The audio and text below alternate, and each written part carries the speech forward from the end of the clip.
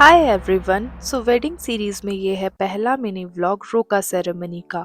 तो ये 12 जुलाई 2025 को मेरी कज़न्स मेरे घर पर सब इकट्ठा हो गए और हम सब ने तैयारी शुरू कर दी।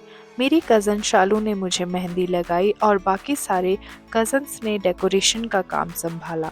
साथ ही मेरे हस्बैंड भी एक्साइटमेंट में अपनी तैयारी जोरों शोरों से कर रहे थे।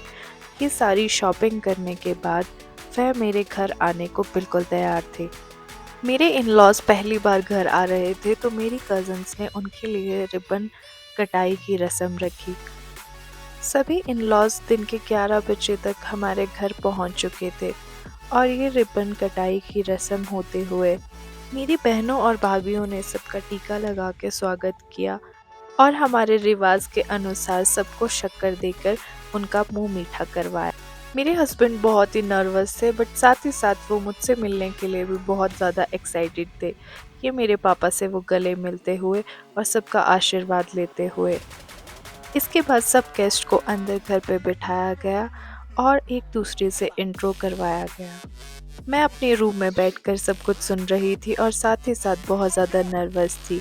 ऊपर पंडित जी ने तैयारी कर ली थी और फिर मुझे ऊपर पंडित जी के पास बुलाया गया जहां हमारा पूजन हुआ। इसके बाद मेरे मदर इन लॉ ने मुझे शगुन दिया और साथ ही साथ चुन्नी चढ़ाई। ये मोमेंट्स बहुत एक्साइटमेंट से भरे हुए थे, साथ ही मुझे कुछ भी समझ नहीं आ रहा था कि ये एकदम से क्या हो रहा है। फिर मेरे भाई ने अपने जीजू को अपने हाथों से ये घड़ी पहनाई जो कि वो खुद उनके लिए चूज़ करके लाया था। उसके बाद हमने रोका सेरेमनी कंप्लीट करने के लिए ये केक कट किया और एक दूसरे को केक खिलाया। इसके बाद मैं इमोशनल हो गई बट किसी ने कहा कि मुझे वो केक अच्छा नहीं लगा इसलिए ये मैं रो रही हूँ। अपने जीजू की फील्डिंग सेट देखकर ये लोग खुशी से नाचने लगे और जमकर इन लोगों ने डांस किया।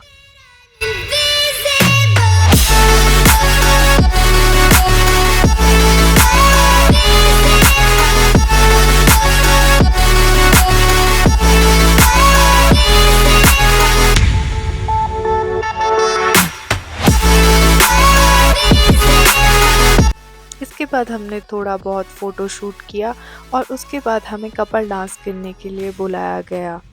मुझे बहुत ही ज़्यादा शर्म आ रही थी बट मेरे हस्बैंड बहुत ही ज़्यादा एक्साइटेड थे इसलिए ये मुझे पकड़ पकड़ के डांस करवा रहे थे। डांस करने के बाद हमने लंच किया एंड उसके बाद थोड़ी देर रेस्ट करने के बाद मेरे इन-लॉज़ वापस अपने घर की तरफ निकल गए।